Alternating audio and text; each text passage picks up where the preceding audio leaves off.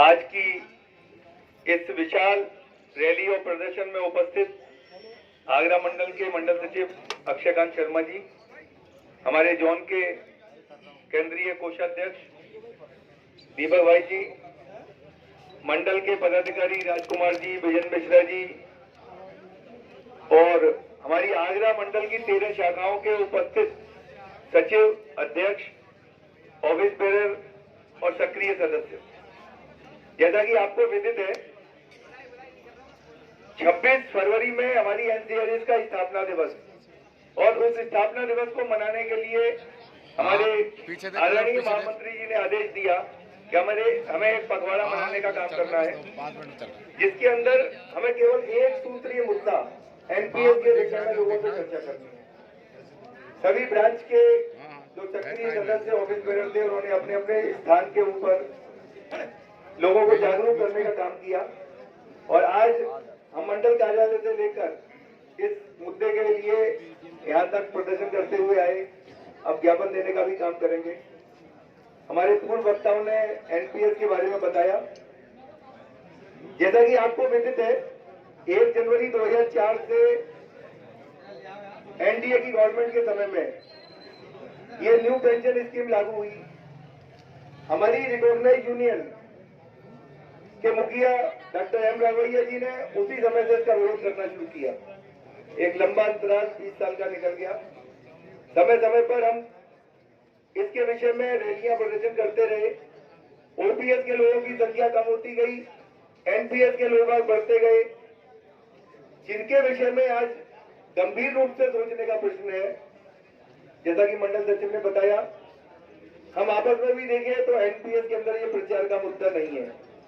हमारे एनपीएस के साथी इसको गंभीरता से नहीं ले रहे। उसके पीछे का लॉजिक मैं बताने चाहूंगा आपको कि हमारे पर्दे के पीछे जो हमारे गवर्नमेंट से लोग जुड़े रहते हैं, वो इस माहौल को बनाने नहीं देंगे, तोड़ने के लिए काम करेंगे। जैसा कि उन्हें मालूम था कि आज इस प्रदर्शन और रैली होनी है, हमारे बहुत से एसोसिएशन के लोगों ने मीटिंगों को रखने का काम कर लिया। उन्हें मालूम है कि भीड़ वही है, उसमें से 20% आदमियों को अलग करने का काम कर लिया। ये हमें समझना है कि हमारे गंभीर मुद्दे को लेकर अगर कोई आदमी आगे बढ़ रहा है, हमारा कौन सा साथी हमें दिशा भ्रमित कर रहा है, अगर हम दिशा से भटक गए तो धीरे धीरे आगे से लोग हटते चले जाएंगे, और जब हटने लग जाएंगे तो एक विषय आएगा कि मुट्ठी भर आदमी किसी ना किसी प्राइवेट सेक्टर में जाने का काम होगा।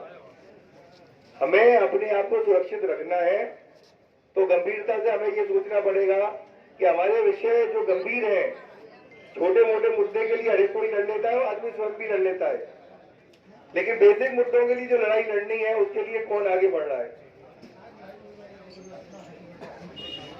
अभी हमारे बीच में आपने देखा होगा, जब हम एनपीएस की लड़ाई रद्द करने की कर रहे थे, तो हमने एक 20% की सफलता प्राप्त करी। मैं उस विषय में भी बताना चाहूंगा कि हमारे एनपीएस के जो साथी भर्ती हुए, किन्हीं कारणों से अगर उनकी डेथ हो गई, तो हमने लड़ाई लड़के इस चीज को लागू किया कि उनको ओल्ड पेंशन स्कीम मिले, और उसमें हमने सफलता भी प्राप्त करी। हमारा कहना है, हमारे जो बचे हुए साथी हैं, वो सब भी ओल्ड पेंशन स्कीम में आए, लेकिन उसके लिए उनको अपने साथियों को जागरूक करना पड़ेगा। बड़ी भारी मात्रा में आप लोग यहाँ उपस्थित हुए और शॉर्ट नोटिस पे आए। एनसीआरएस के झंडे बैनर तले आप लोग सहयोग लेते रहे। एक ही अनुरोध करना चाहूंगा, जब कभी भी कॉल आए एनसीआरएस का, आप समय निकालकर अवश्य आए। मंडल की तरफ से जो लोग उपस्थित हुए, उनका आभार व्यक्त करना चाहूंगा।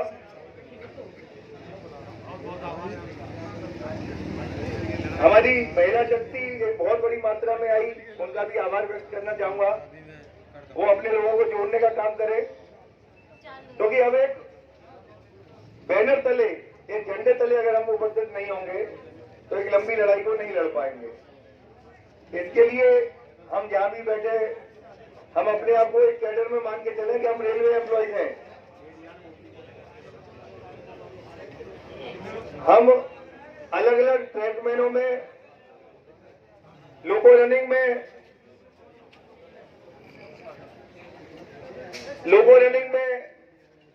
एसएनटी में, जितने विभाग हैं उसमें बांटने का काम नहीं करें। सब लोग रेलवे एम्प्लॉयज हैं, चाहे वो नीचे से लेके और एक अधिकारी वर्ग तक है, और सबको एक ही दर्द है कि हमें एनपीएस हटा के ओपीएस लागू करनी है।